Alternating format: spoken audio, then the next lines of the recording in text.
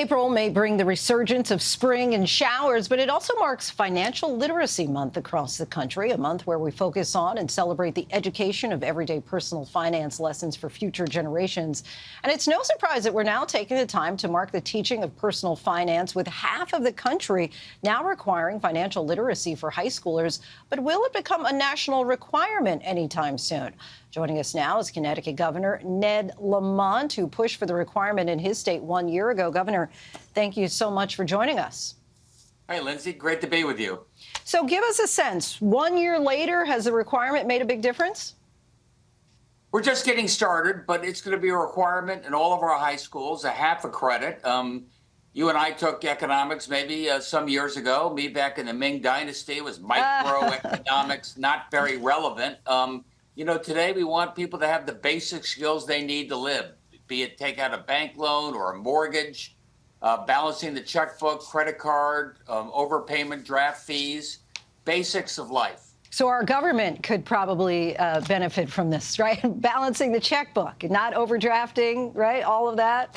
What do you say to those who argue that this is important but shouldn't be a requirement?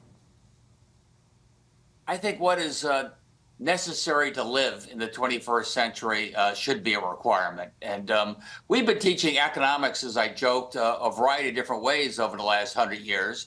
But making it relevant to people's lives makes education come to life, and that's what we're trying to do. Congress just hosted its annual bipartisan financial literacy fair on Capitol Hill, so there's an obvious eagerness for this in Washington. Is there a push for a national adoption of this as a requirement for high schoolers, and do you think there should be? I think it makes pretty good sense. If you want to give us another year to see how it works out and how we're really making things happen, then come to Connecticut. We'll tell you what we got right and what we got to work on. As governor of a state, you've pushed for regulation of social media in our classrooms, talking about the distraction it poses to children. You brought up TikTok in particular in your last State of the State address, and the app could very well be banned soon due to legislation on Capitol Hill, as you well know. You've said a national ban would be a, quote, slippery slope. How so? I think when you start telling people what they can watch and what they can't watch, that could be a slippery slope. I would be very careful about that. But, Lindsay, what we've done in Connecticut, I recommended to all of our superintendents, let's get the smartphones out of the schools, or at least out of the classrooms.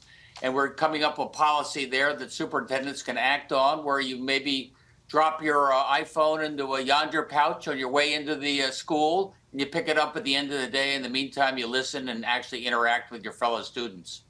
Interaction with fellow students. What a novel idea there. But I am curious, do you think that TikTok poses a security threat?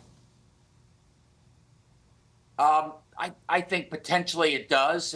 It's not owned necessarily by a foreign government, but ByteDance, which has major American investors in it, as you probably know. You know, there is a risk there. I'll rely upon the intelligence community. I just say I want to be very careful before you abridge people's First Amendment rights, what they can say and what they can view. We do that carefully. Understood. I am curious, would you disagree with the president if he were to sign legislation banning it?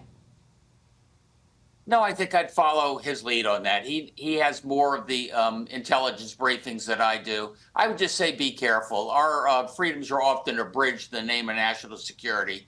Be careful. Connecticut Governor Ned Lamont, we thank you so much for joining us. Really appreciate it. Nice to see you, Lindsay.